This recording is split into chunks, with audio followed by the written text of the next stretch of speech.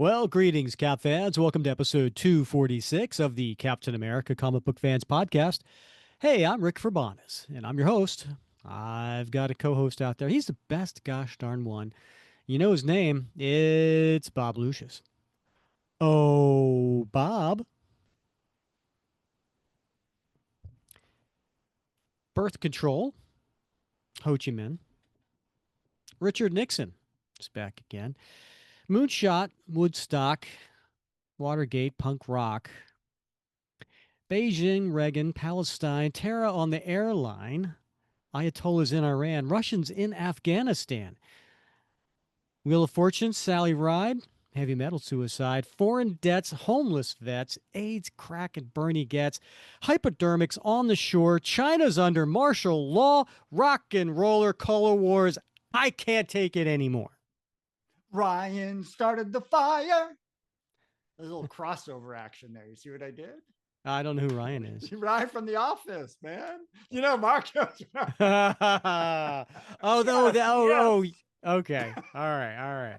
Yes. Bob, why am I greeting to you with that song? Because we are going through the decades, like Billy Joel. We are. Yeah. We didn't start the fire. Now, when that song came out, it was a huge hit.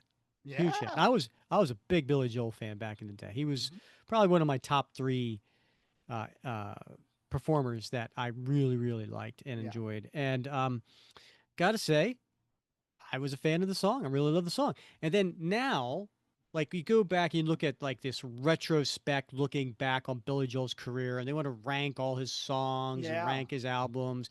And then they say We Didn't Start the Fire is one of like the worst songs Billy Joel ever did. I'm like, come on.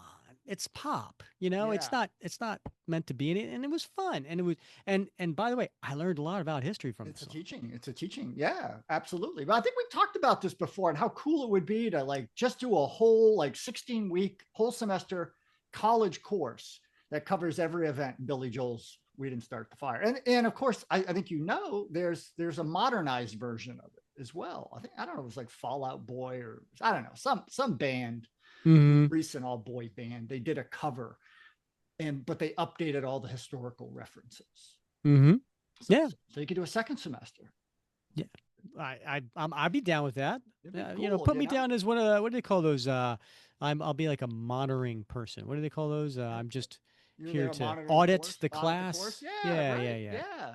I'd be awesome. Like I think most kids would come out of there probably knowing, quite a bit more about history than they did when they went in. So, and then what's funny is like I don't know about you, but one of the things that one of the tricks to try to remember things is kind of like put them in a song as you're taking a test, and then you could probably like see like the whole class going.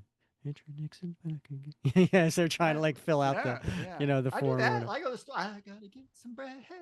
Or wife's gonna make me dead, that sort of thing. Right? Yeah. Right. And then you get there, and you're like, "What was I supposed to get?" Biscuits. Yeah. So, we're going to be going today. We have a special guest on the show, Mark Domeier. He is a super soldier patron, and we will have him on the show here momentarily. He suggested for his topic is the top most important stories for Captain America in each of his decades. So we are going to be going through decade by decade, and we got a little glimpse into his top most important stories, and I don't know if I 100% agree. So we might have a little bit of a debate. Yeah, some of them were good, and some of them were just shoddy. Did they get bleeped out? No, I'm just kidding. Actually, very clever. It's a very clever topic. I'm glad he came up with it because this is the sort of thing people can really sink their teeth into and have a good conversation about, which I'm sure we will tonight. Absolutely. Now, Bob, this is coming out June 25th. People are listening when it first comes out. It's I can't believe June is flying by. It is. Yeah, I know, right? Like, where's it going? It's getting hotter and hotter out. Days are flying by. It's almost July. I haven't even figured out what I'm doing for the holidays yet. I know. I haven't gotten into my beach bod yet. Yeah. I'm still working on it. My wife and I were talking about my wife will turn 50 next year.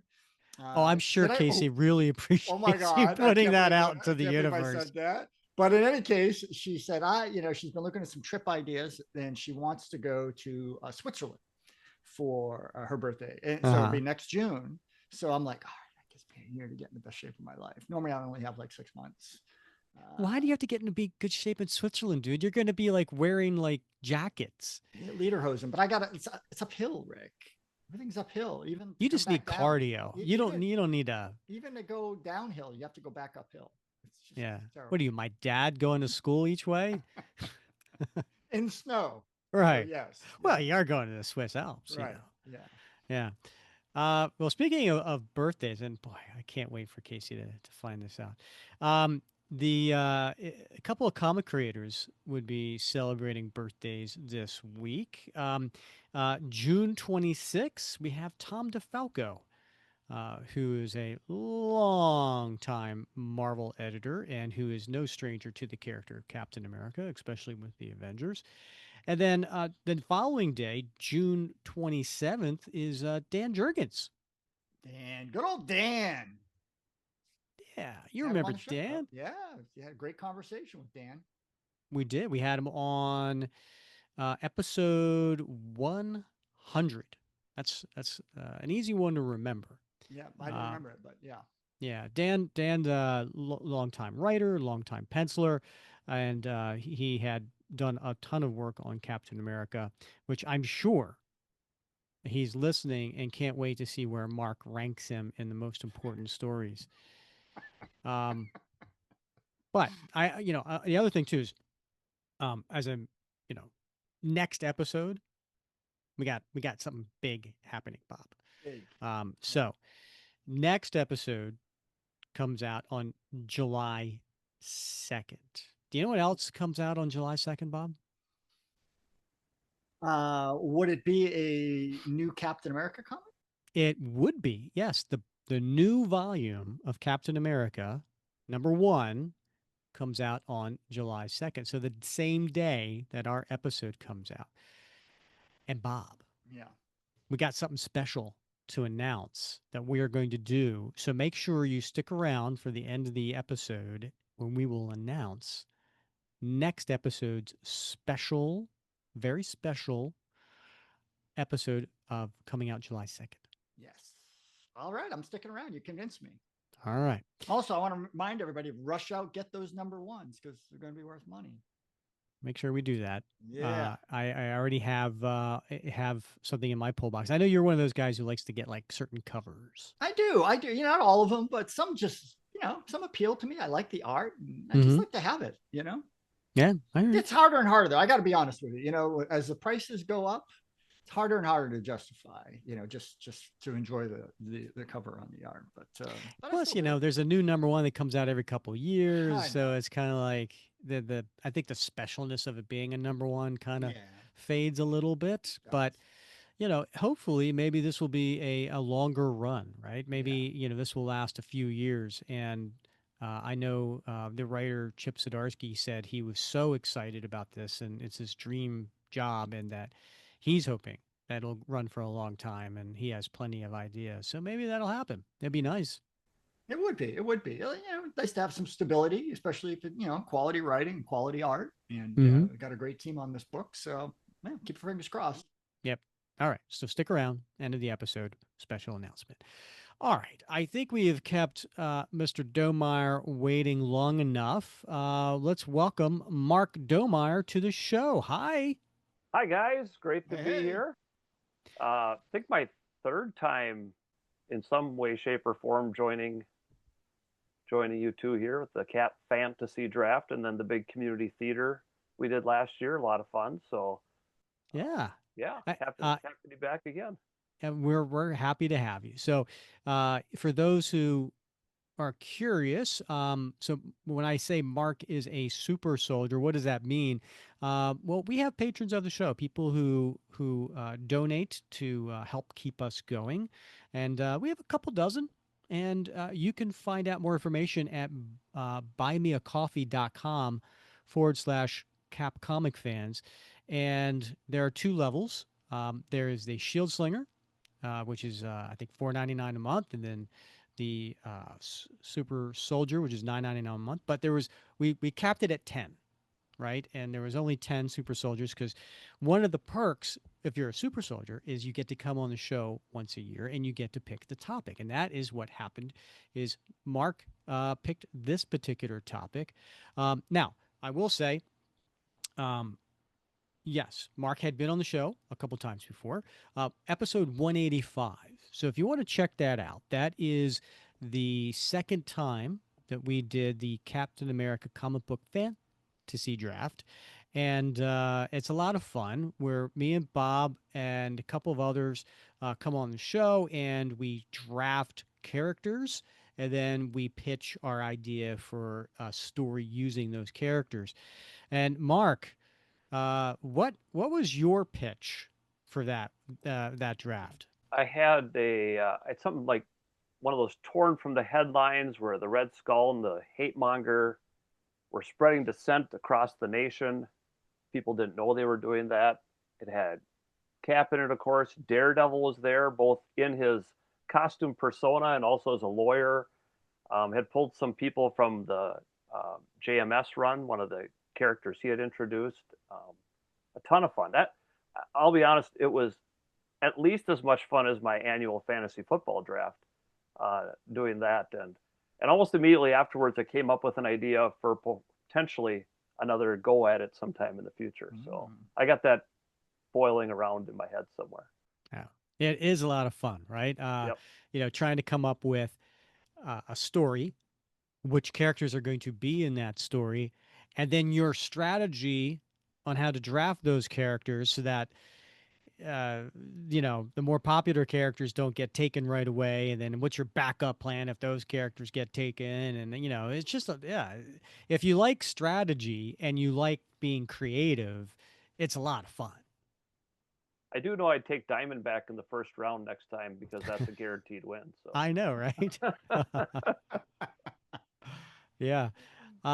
Also, in episode 185, we got to hear a little bit about Mark's background and learn a little bit more about him. But for those who couldn't remember that episode or maybe didn't get a chance to listen to it, Mark, tell us a little bit about yourself and how did you get into Captain America comic books? sure. I got into Cap via a subscription that I got back in the 80s, number 292, my first issue I ever got with the Black Crow. I'll mention that in a little bit, foreshadowing. Uh, and just latched on to him right away.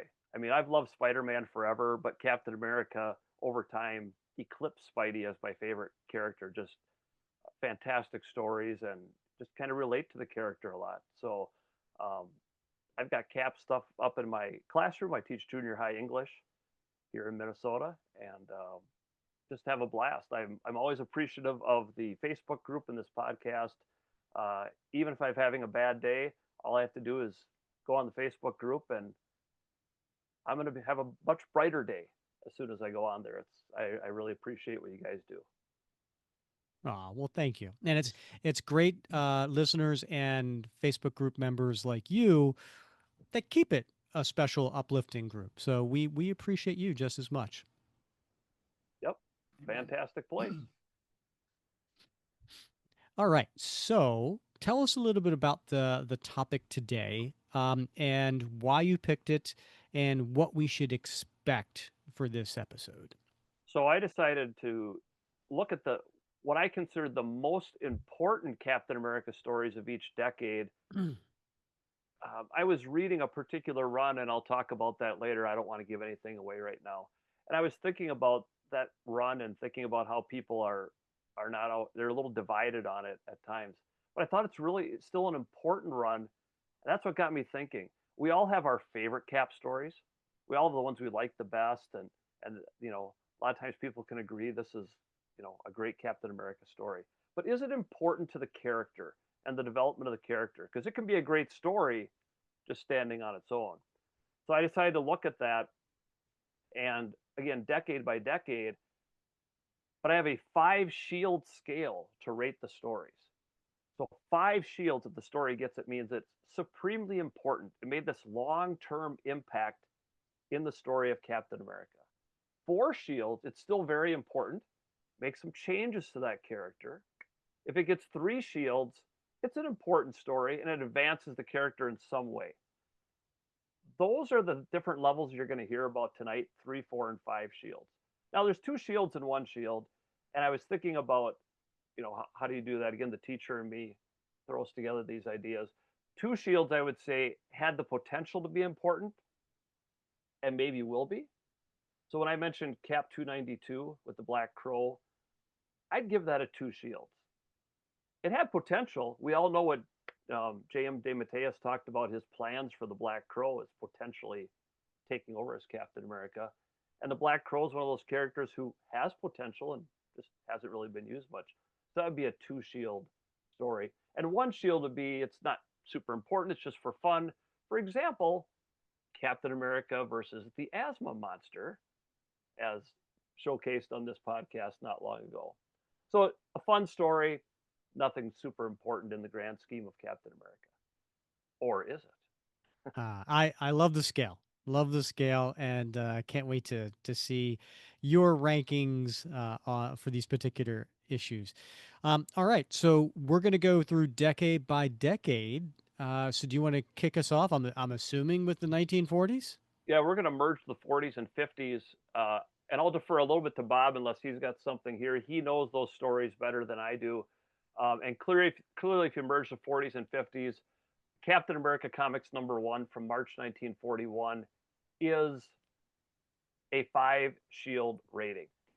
This is by Joe Simon and Jack Kirby, and people don't always think about that. It came on sale about a year before Pearl Harbor, before we were even in World War II. The first appearance, the origin of Captain America, Bucky Barnes, all these people that are still around.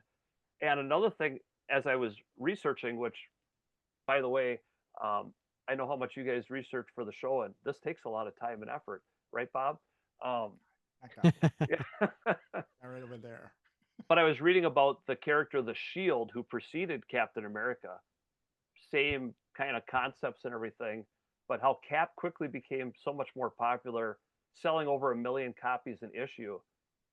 And just, we all know that. He cemented himself in the zeitgeist, becoming that popular. So to me, Captain America Comics #1 is kind of the easy choice there. Again, Bob, you know all those stories a lot better, but we talk about most important. I mean, this created Cap pretty easy.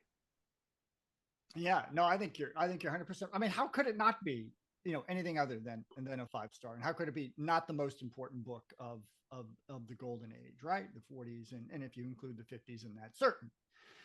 There are some other key issues, though. I think we can't ignore, right? I mean, obviously, Red Skull was in that first issue. Now, of course, later on, we discover it's George Maxon. And here's an interesting thing, because Johann Schmidt didn't show up until Captain America Comics, #7.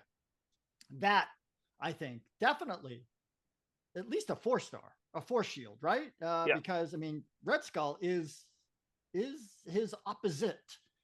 Captain America's opposite in the mythos. And so it'd be hard to imagine, all the stories that Red Skull has been featured in behind the scenes or in front of, the reader, having a Cap mythos without Red Skull being there. So it's supremely important.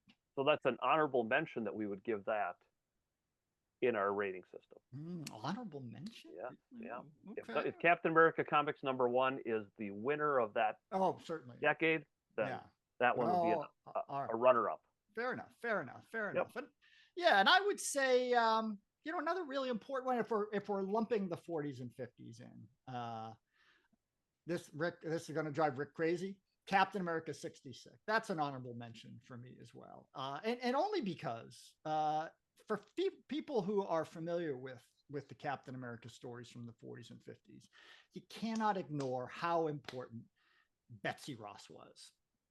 Right? How many books that she was in besides Steve Rogers. Now let's set aside the whole retcon business, right? Because that didn't come around until the 70s. As far as readers were aware in the 40s and 50s, that was Steve Rogers. And Betsy Ross was his gal pal. and his partner, because in 66, Bucky, and again, wasn't Fred Davis at the time, right? It was Bucky Barnes, got shot, and she took over as his partner as Golden Girl. So dozens and dozens and dozens of stories featuring the two of them partnered together. So if you want to take a perspective of a reader at that time, certainly a critical issue and definitely an honorable mention. And I knew we'd get Gold Girl in here at some point. So I didn't pull out Duffy. You notice I didn't no, pull out Duffy, yeah, but now I just did. So there. yeah, that's right. Yeah. Yeah. All right. I first of all, I agree with you 100%. The most important story from the golden age is Captain America Comics #1, and you could probably say maybe even overall. And so not only that did he introduce Captain America, and you mentioned Red Skull, Bob, but also introduced Bucky. So in #1, so there was a lot of things going for it, of course. I would also say in the 1950s, maybe an honorable mention, because I think we're not talking about specific issues, but stories, right? Stories, yep. So they could be over a course of several issues. But the anti-communist revival, I think, also deserves honorable mention as far as the importance of that, because we look at Young Men Comics 24 through 28 and Captain America 76 through 78. So these are attempting to rebrand Captain America during the Cold War McCarthy era, right? So there was some importance, I think, to that, especially in that time. Yep. Yeah. Absolutely. Those I would think be you're 4 shields for sure, at least.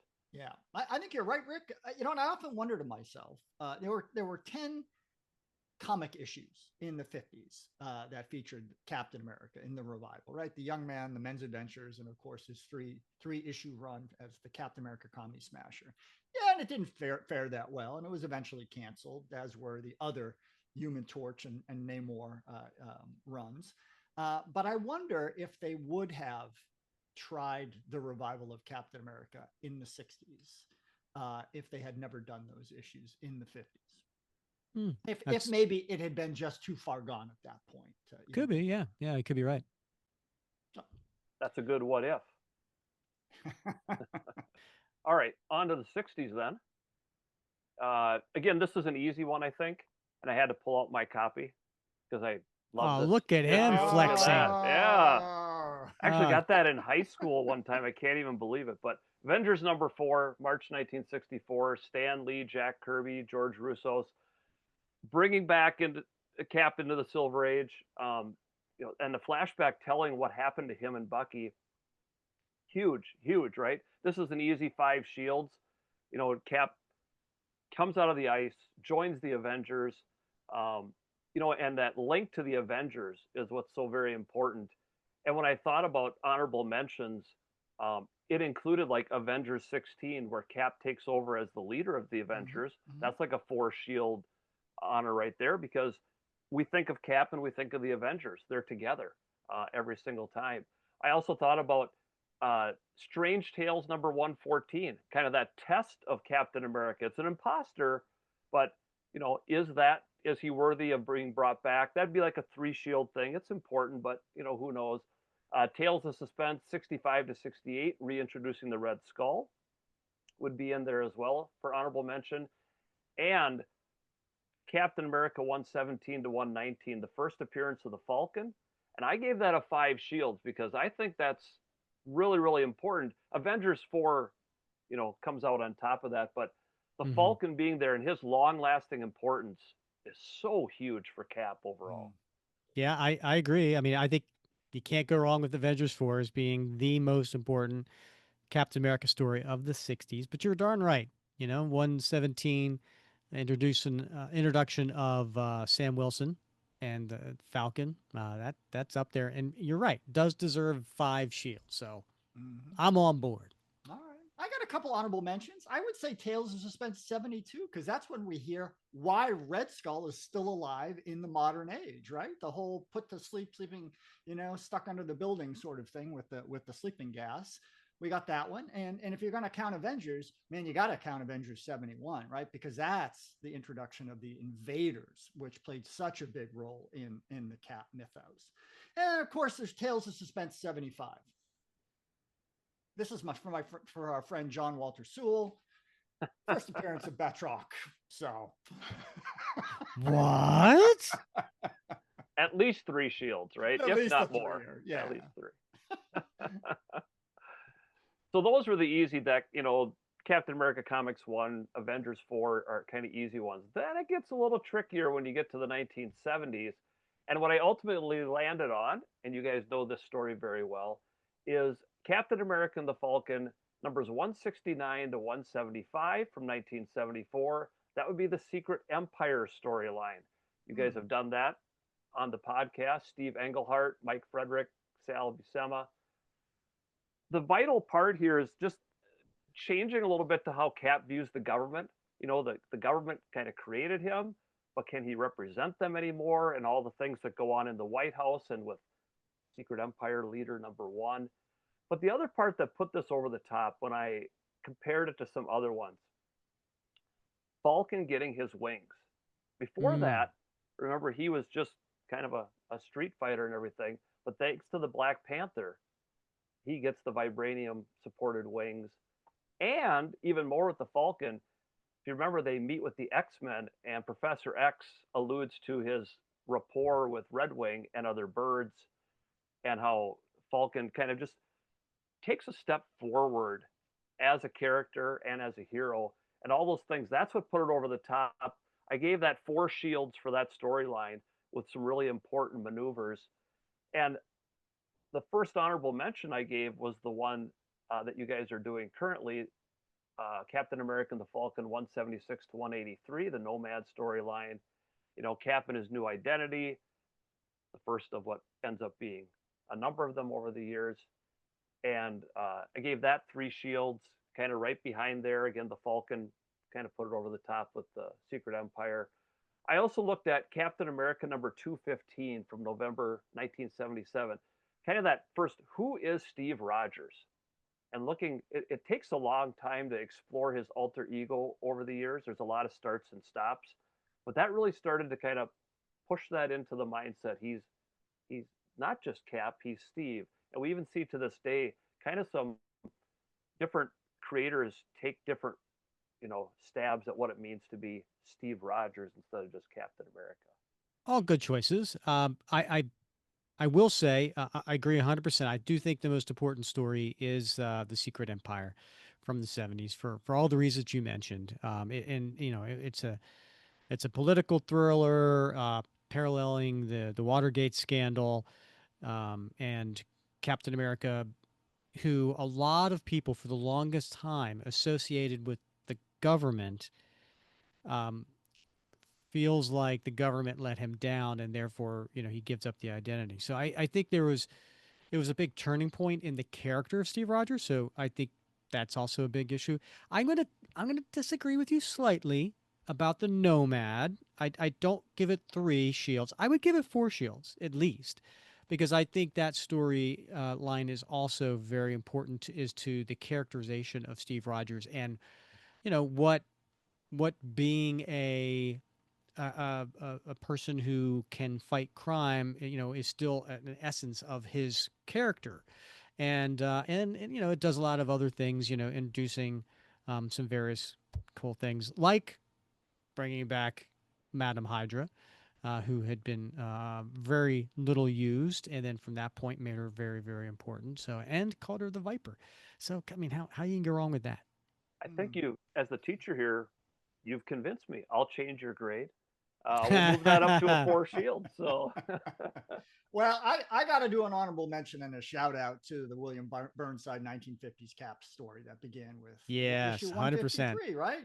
And on top of that, the What If from number 4 from August 1977, because those 2 stories helped explain away the discrepancies from the late 40s and 50s Cap, right? In a way that readers could say, okay, now it makes sense how Avengers 4 came to be, and how Bucky's disappearance came to be.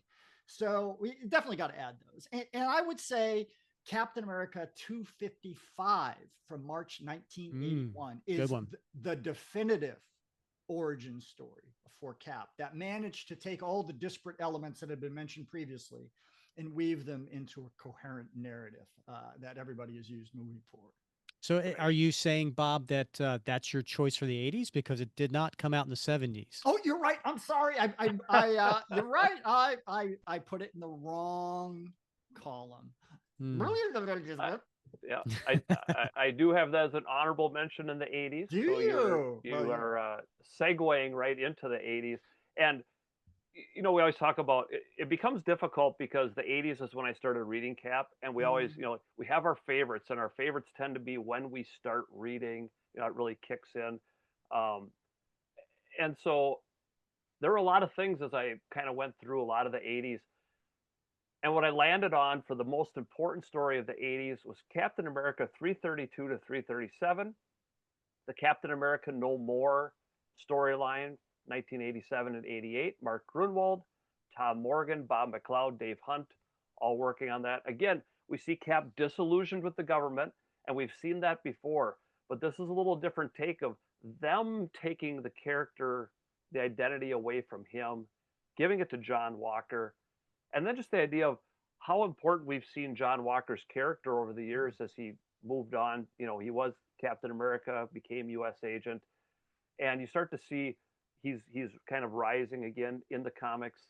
He's just been one of those characters that continues to come back and play important roles in Cap, and so I went with that as my most important 1980s Captain America storyline. I gave that a 4 shield rating on that one. All Um, right. All right. I got to pause right here. yep. Okay. So, number one, I agree with you that it's the most important one in the 80s. I would extend it to 332 to 350 to get the complete story because I think what happens between 337 and 350 is also important. Um, but you're absolutely right. What we grew up on, right? And I think to a lot of our listeners and to people on this particular episode, the 80s, yeah, you got the John Byrne short run, right? You have the DeMatteis Mike Zeck run. You have um, the beginning of the Mark Grunwald 10-year era, right? And so there's so much nostalgia there. And to your point, when you said earlier, it's not our favorite stories. It's what is the most important. So I'm going to have to go agree with you that this is probably the most important story from the 80s. Yeah, and that was really tough. I went, like I said, I started at 292, and then that storyline after it, leading to 300 at the Red Skull and the death of the Red Skull. Arnie Roth is important, the relationship with Bernie Rosenthal. But I had to say to myself, no, that's just when I started, and of course I love that storyline, but it's not the most important. I also looked at the idea of the Under Siege storyline in the Avengers, 270 to 277, by Stern, Buscema, and Palmer, like the Masters of Evil attack Avengers Mansion. And when Cap's footlocker gets destroyed and Jarvis is injured, it just kind of hangs over the character for a long time. And I thought that was important as well. Also, the Bloodstone hunt, Diamondback and Crossbones really coming into focus as Cap characters, I thought were important as well. But those are just kind of 3 shield stories Hmm. to go along with that. Well, you know how I feel about Captain America 255 because I've already mentioned that one and how important that was to just finally firming up the origin story, right? But I would also say that Captain America 317 was really a critical turning point in the Captain America mythos because that is the issue that Bernie left a Dear John letter for Steve Rogers. Finally, once and for all, merging back that bifurcated life that we had been seeing in issue after issue after issue as Cap tried to live 2 different lives, right? And that was finally done away with. It allowed him to move forward into stories like the Bloodstone Hunt and his Diamondback relationship. Never would have happened if Bernie had not left town to go to law school. So I think a really critical issue, important, and maybe often overlooked. Look at you. We have an English teacher on the show, and you start throwing words around like bifurcated. Oh, I'm impressed. I'm Well, impressed. Bob did his research for this episode. well, always, always. So Bob, is that 317 is your most important story in the You know, 80s for Captain America? to me, it is. Because we have seen, I do agree. It's that whole run is important. Leading and the introduction of John Walker is important. But we've seen Cap give up his shield before, and yeah, this time it was taken different. It is Um, different. it is different, but yeah, I know we're going to see him get it taken again, later on by President Clinton. And Oh, we've also seen him break up with girlfriends over and over again. we have it, but maybe If you're going to not go with one, that logic, not one that was as fully fleshed out in a relationship. The Sharon Rogers relationship was always very superficial. And by the way, without breaking up with Bernie, or I should say Bernie breaking up with him, we would never have gotten the follow-on stories with Sharon, right? They would have had to done the same thing. Maybe they'd introduce Mephisto or something like that, right? And given Steve Rogers Please no, please no. a devil's bargain. But who knows, right? But it did allow a lot of things to move forward. So it was a fulcrum on which the mythos turned decisively. are you Okay. buying this, Mark? Well, I understand his logic, but just like when we do persuasive writing in my classroom, everybody is entitled to their own opinion. They can back it up and write a really good paper, even if I don't agree with it. So, Spoken like a true teacher I wish I had. All right. Well, we're through the 40s, 50s, 60s, 70s, and 80s, and we've got another 4 decades to go through. So we're a little over halftime. I think it's time for us to talk about a really important topic, and that is there's a reason we call this nightcap. And so, Mark, what beverage of choice are you drinking this evening? I thought I'd bring a little class to the program. It's not quite Scotch and Splenda, which I know Bob knows the reference since he made an office reference before. I have a nice Moscato from California here, a nice bit of wine that my wife and I enjoy drinking. So that's my beverage of choice. Oh, very nice. Moscata. And Bob, what about you? What are you drinking this evening? I have my handy Captain America etched glass here with 4 or 5 fingers of Jameson's orange. So Nice. yeah, 4 or 5 fingers. That is whatever. Don't judge me. rough day, Bob. That explains Cap 317. Oh. I'm a romantic. Can't help it. Uh, you know what I think? I think it is Mark. I think he's still not over being dumped by his girlfriend, Yeah, of course. and so now those stories are just, you know, cathartic. Yeah. Yeah. All right. What are you imbibing tonight, my friend? Oh, well, it's summertime. So for my corksicle here that is filled, it is Grey Goose vodka, but it is infused with strawberry. So it's been sitting in strawberries for like a couple weeks. And then some strawberry flavored lemonade with a little bit of seltzer with lots of ice, and makes a nice, refreshing cocktail for these summer days. Nice. You got to stay hydrated. It's important. And do. All right. Well, cheers, everybody. Cheers. Cheers. All right. Shall we get to the 90s? I got to tell you, we're going to disagree here. I know we will. This is the most controversial pick of them all. And this is what put me on this topic. I actually went back and reread all 4 series of the Heroes Reborn initiative, if you want to call it that. Voluntarily, you did. I voluntarily did it. I was inspired a little bit, I think, by something that somebody had posted in the Facebook group. And of course, we always try to be kind, and we don't have something good to say, we don't say anything at all. I thought I need to go reread these because I have not reread that Captain America Volume 2 since it came out back starting in November 1996. Started with Rob Liefeld, Jeff Loeb. So I reread it. And here's why I think it's important. Mm-hmm. Not because I think it's a great story. It did highlight the themes of duty and honor and everything else that we think of in Cap. They had, the idea there. It brought a lot of attention to Captain America. It sold really well initially. And I think bringing that attention to the character is what made it so important. But it also, because people became very polarized on it, revealed what was actually important to Captain America fans, what was going to keep them reading because it wasn't going to be what was being put out at the time. And of course, it interrupted a fantastic run by Mark Waid and Ron Garney. And that's why I think it's important. And I also throw in here Ricky Barnes as a character. Again, I think underutilized. I knew I'd get disagreement on this one.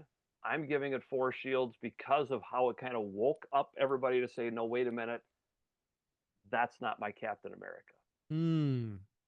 So you're saying it's important because it was controversial? That's part of it. Yeah. I just, we went into it with these high expectations. And at the time, you know, people like Rob Liefeld, Jim Lee, who was doing Fantastic Four, they were, the bee's knees, and they could do no wrong. That's what everybody thought anyway. Um, again, bringing the attention back to Captain America, which wasn't necessarily selling great at the time, kind of pumped things back up again. I know it's not quite there as far as a great story, and that's the difference. That's what made me think of this topic. Like, well, wait a minute, I don't particularly enjoy this story, but I understand the importance in the grand scheme of things. All right, Mark. I hear what you're saying, Mm. and if you were to say that this was uh, for Captain America the most spectacle uh, uh, story of the '90s, I would agree. Um, if you were to say it was the highest selling, I would agree. For me, I'm going to disagree on the importance because while I agree with you, it did bring attention.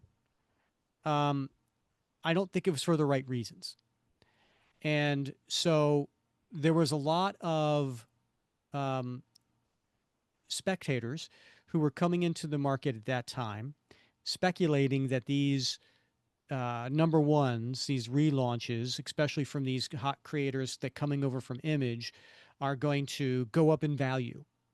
And so they bought it based on it being a relaunch of a number one. Now you got to understand this is the first time that happened, right?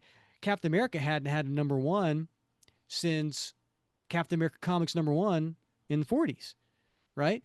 So there was a lot of speculation that this was an investment and that boosted up the numbers. So I want to say it's artificial as far as the importance there. Um, and I'm not going to get into the creative team and God knows Rob Liefeld has had enough criticism for his work on Captain America. Um, and I know there's people out there who also enjoy it. I'm not going to get into that. But as far as the importance of the story, I just I don't I don't agree on the parameters. Well, can I interject? Because I'm going Yeah. to split the difference. I see it. I know you're all familiar with the Upanishads, right? The ancient Vedic, literature of India. Oh yeah, yeah, sure, There's a yeah. saying Yeah, I in was just reading it last week. yeah, there's a saying in Sanskrit, neti neti, right? It means not this, not that, neither this nor that, right? And I think maybe if don't I don't want to put words in your mouth, Mark, but I think maybe what that run does is show us now, mind you, neti neti, not this, not that, is a way to find you negate everything that isn't God, right? It helped us see what wasn't Cap, and it's a not that, nope, not that, and it crystallized like a laser beam on what we wanted, what fans really wanted in a Captain America story. You Well, put I don't that know, you Bob. put that much better. Yep. You put that exactly the way I was thinking it. You just iterated it better than I did. Yes. Well, the whole thing with not God, I think Rob Liefeld would disagree with you. Fair enough. Fair enough. Yeah. Yeah. The other thing, the other reason I'm going to say that it wasn't the most important is because how can any story Hmm. that has been retconned out of existence Yeah. count as being the most important of a decade? Yeah. Well, I think for that reason, right? Now, I'm not going to say it's my most important, by the way. I don't agree that. I'm just defending the case that I do think the fact that it was retconned out showed you how important it was in the mythos. It was important to get rid of in order to move the story forward. So, And what I'm hearing is my number one isn't worth any money. uh, well, when there's that many of them out there, Yeah. I'm going to give you a counter argument on what I think is the most important story from that time period, I think I got and it. it just so happens it falls in line with my favorite as well, and that is the Operation Rebirth story, and I'll tell you why. So this was the story that took place right after the decade of Mark Grunwald, and it was issues 444 through 448 Yes. by Mark Waid and Ron Garney. Mm. And I will say that it was important for a lot of reasons. It did, I think, after a period of staleness that was happening with the Mark Grunwald run. God bless him, a great cap writer and certainly one of my favorites. But there was a staleness that was happening in the '90s due to that. I almost put this one right, Cap Wolf. I'm wearing my Yeah. Cap Tough Wolf call. T-shirt Tough for this one. call. Um, but uh, so but it was also the quality of the character of Steve Rogers. It brought him back to um, a character that was it was more about duty and Steve grappling with his being a symbol versus being a man. And it really got into, I want to say, some deeper topics when it comes to the characterization of Steve Rogers. So I thought that was very, very important, which I also think sets up many of the decades of stories that followed afterwards. Mm-hmm. Um, Another important part, I think, is brought back Sharon Carter, right? I mean, Sharon Carter was just killed off panel and forgotten and was actually back in the day kind of two dimensional, Yeah. right? And Mark Waid really fleshed her out to be this, much more in depth character that was interesting on her own, but also became this important person in Steve Rogers' life. So there's that, and a few other reasons too. So for my vote, I'm going with the most important one being the Operation Rebirth. And I had that in my honorable mentions, especially with Sharon Carter. And again, like you talked about what Wade and Garney were able to do. I remember being so excited when they came on. I loved Mark Grunwald as well, but they just gave a different take on him that still fit the character really well. Um, so I had that as an honorable mention. Operation Galactic Storm as well. You know, Cap and the Avengers a little bit at odds, and so yeah, that's what kind of spurred me into this whole topic was thinking about that. But again, great arguments, and I can see your path as well, Rick. I'm going with Rick because it's set its mythos on a whole new trajectory after the early part, and I'm getting my red pen out for you, Mark. I think we know what that means, buddy.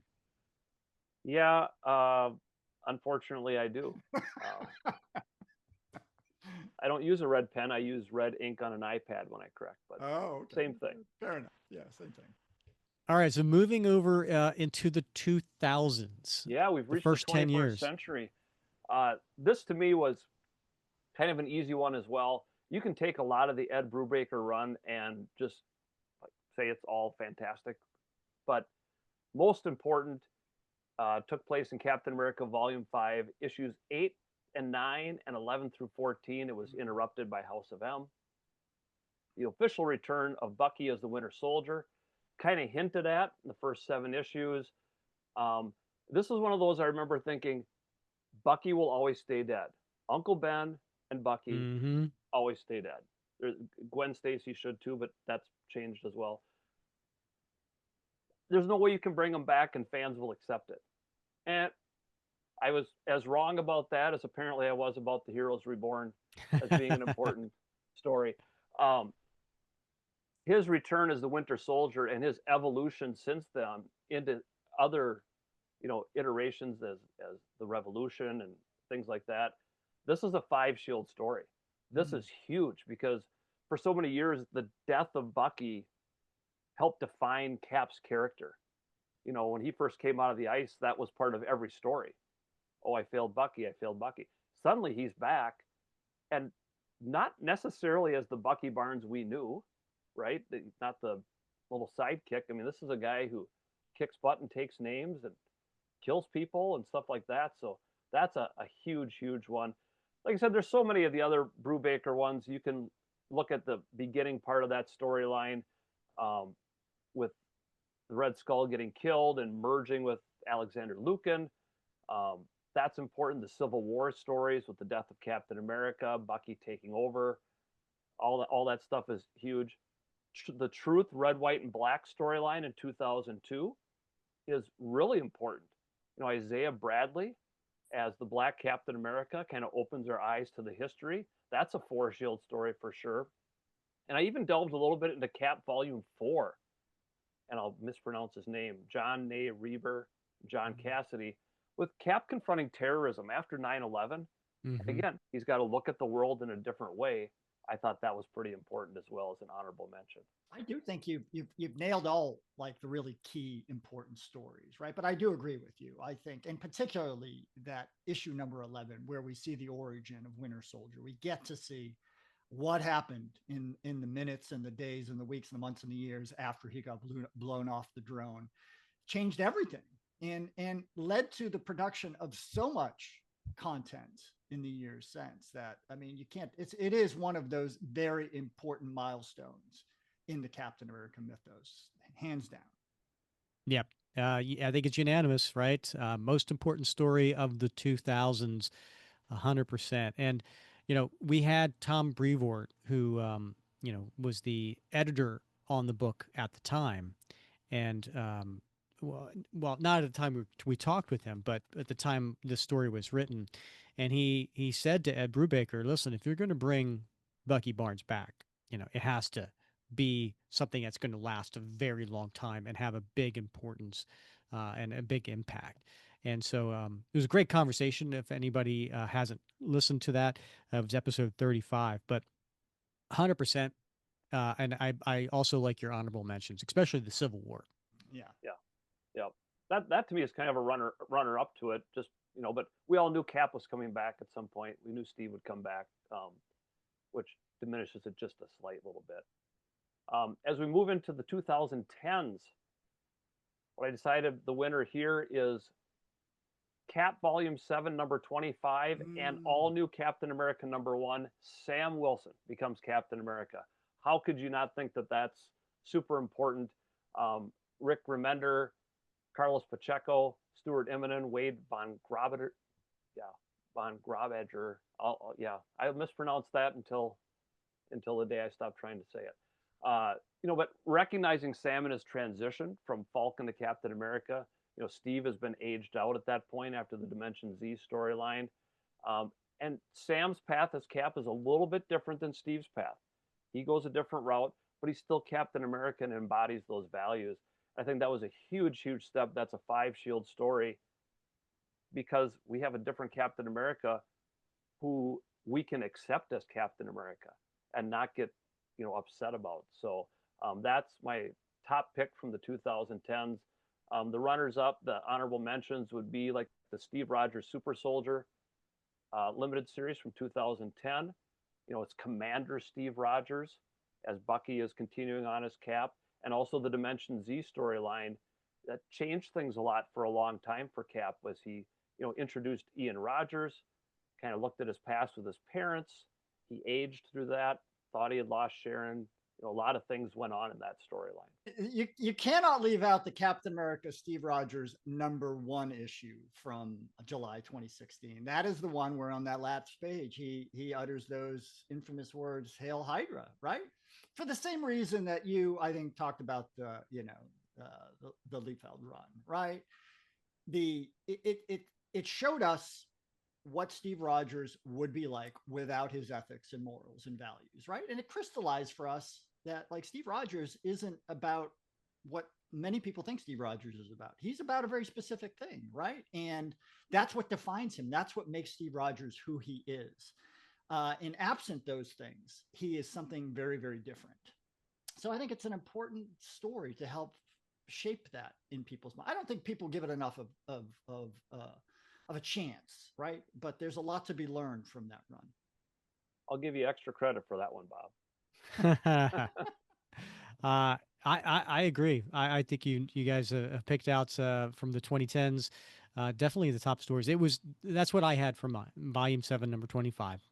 First appearance of Sam Wilson as Captain America. Obviously, just being the most important story of that decade for a lot of reasons. Yeah. We're only halfway through the 2020s, so we still have, this is TBD. In another 5 years, we'll get together and decide this for sure. But as of right now, I named the United States of Captain America limited series from 2021.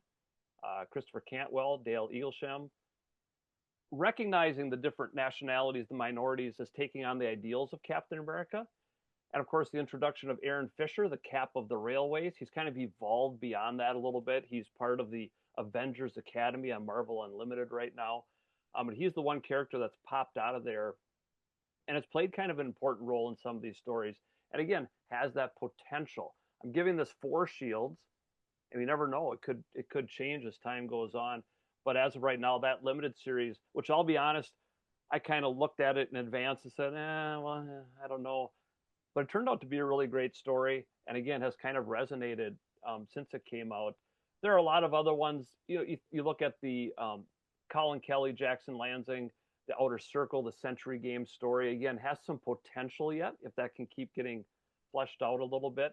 Same with the Cold War story that was both in Sentinel of Liberty and Symbol of Truth from 2023. Ian Rogers returns in a nomad persona. Bucky is the Revolution. All those things. So the beginning of the JMS run, again, had some potential to become very, very important. But ultimately, I landed on the United States of Captain America so far. But who knows? We'll see. Maybe July will be the start of a very important storyline. Agreed. I think you've landed on one that we don't know how all those characters are going to play out. Aaron Fisher's had a good run. He's showed up in some other books. He's got some powers now. But there's some other of those community caps too that I think we're going to start to see proliferating in some other stories. In fact, one for sure. So I think we'll hear more from those characters. So it may turn out to have been a watershed event. Yeah, could be. I think those are all good points. I probably give it 3 shields right now with the potential for 4, depending on what happens with those characters.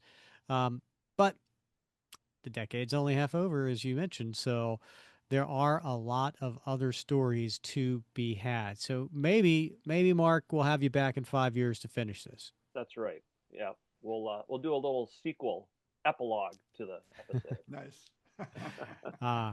This was fun. Thanks, Yeah. Mark, for bringing this up. I think what's an episode without a little bit of debate, right? That was part of the point. I knew we could have some good discussion. Just like we do on the website, on the Facebook group a lot of times. Good discussion, well thought out from everybody. And I hope people can do that more often in their lives, no matter what the topic happens to be. Be more like Cap. Be more What like what Cap. would Cap do, right? Exactly. No, but you bring up a great point about the Facebook group, and that was actually the next thing I was going to mention, and that is, all right, listeners, what are your most important Captain America stories through the decades? Is there one that you know we missed on? Is there an honorable mention that we missed on? So leave your comments in the Facebook group and let us know. I know Mark will be reading those, and he'll probably, in his very nice Minnesota way, say, "Yes, I can see your point. Great suggestion there. Being the sweet guy that Mark is, that we love." Yeah, sure, you betcha. um, all right, now Mark, you even mentioned it yourself, Mm. right? That maybe in the course of the 2020s, um, this in July, kicking off this next volume, which we talked about earlier, right? Um, that is something that we want to talk about for our next episode. So come back next episode, July 2nd, when Captain America, the new volume kicks off, number one, and it's going to be written by Chip Zdarsky, and we will have Chip on the show. So Chip's going to come on the show to talk about his new Captain America series. So we're very excited to have him back. He was, if you might recall, he was on the show previously because he wrote the Avengers Twilight story, and which was a story of Captain America in maybe about 20 years in the future, and it was an excellent story. We covered the first issue in episode 181, and then in episode 182, we had Chip on the show. So make sure you check that out if you hadn't, to get a little bit of backstory, and then come back here next week, because not only are we going to have Chip on the show to talk about Captain America number one, but Bob and I are getting an advanced copy of Captain America number one. So we are going to have all kinds of questions ready to go for Chip, and we can't wait to talk with him next week. He did such a bang up job on Avengers Twilight that he was our first choice, right? And so clearly they took our advice and Clearly. yeah, and hired him for this gig. So first, I hope he's grateful, expresses it such. Mm-hmm. But I think it's going to be a great conversation, and already so many people have so many questions about this book. So I'm looking forward to hearing what our listeners have to ask as well. Mark's already thinking of the question he I wants know to I could see submit. him. He's I'm trying to pondering. think of what question I did submit. I'm pretty sure I did, but I'm sure all your discussions with Alana Smith on here probably led down that path. So, Well, Alana listens to the show, and we said, if for the next Captain America, both Bob and I said we It's want Chip unanimous. Zdarsky. So Yeah, Alana, yeah, was listening. yeah, can't disagree. It's going to be a great run. I just know it. yeah. Yeah. All right. Well, Mark, as always, it's been an absolute pleasure having you on the show. So thank you for your coming on and bringing us a great topic to cover, and also thank you for being a patron of the show. We really do appreciate that.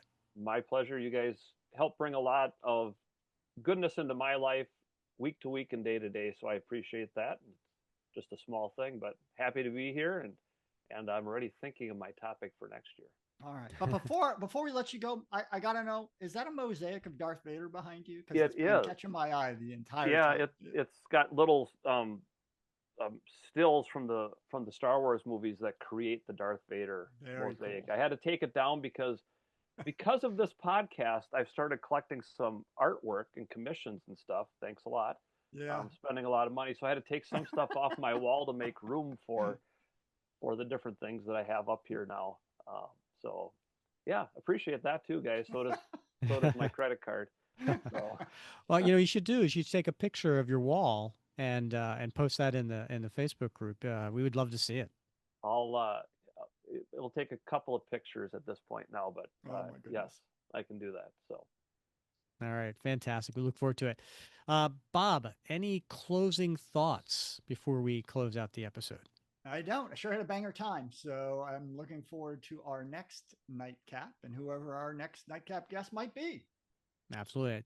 Well, and listeners, if you don't mind, please rate, review, and subscribe wherever you listen. And if you're on YouTube now, right now, you know what to do. Hit that thumbs up button. It's not that hard. And as we were talking before about the Facebook group, we love hearing your comments. So if you have any comments there, please make sure to leave those there or on Spotify or in our YouTube channel. It's been a while since we've gotten a review on Apple, so if you don't mind, check that out as well. And as always, we thank you for listening to another episode of the Captain America Comic Book Fans Podcast.